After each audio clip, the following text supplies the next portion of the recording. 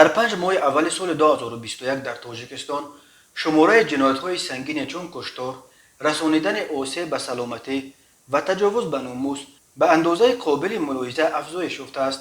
آسیا پلیوس با تکیه به اگنتی آمار خبر داد که امسال شماره دزدی‌ها از جمله دزد زدن خانه‌ها و همین طور پاره‌خوری و دزدی مالکیت دولتی نیز افزوده است. در عموم در ماه‌های ینور مای سال جاری در تاجیکستان 2283 جنایت ثبت شده است که این نظر به همین دوره سال 2020 8.4% بیشتر است.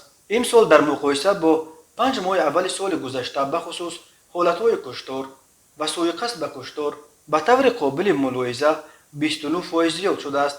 همچنین شماره حالت‌های رسانیدن آسیب وزنین به سلامتی نظر به یک سال پیش 27.8%، شماره حالت‌های تجاوز به ناموس و کوشش تجاوز 23.1%، دزدی 12.7% و غارتگری 16.1% افزایش یافته است.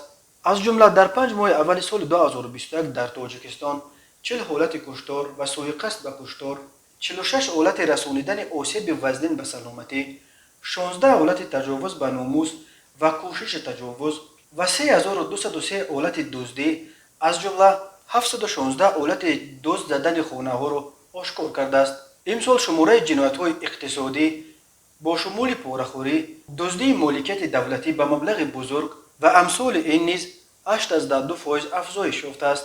در عین زمان شماره حالت‌های راهزنی 12.5%، سودای انسان 40% و دزدی سلاح و مهمات 6 مراتب کم شده است.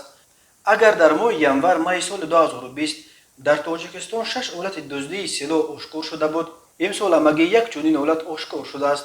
شماره جنایت‌ها در ولایت سوخت امسال 11.7%، در ولایت ختلان 30%، در ولایت مختار کوهستان بدخشان 14.5% و در ناحیه‌های تابع مرکز 12.3% افزایش یافته. تنها در پایتخت شهر دوشنبه امسال شماره جنایت‌ها برعکس 16.4% کمتر شده است.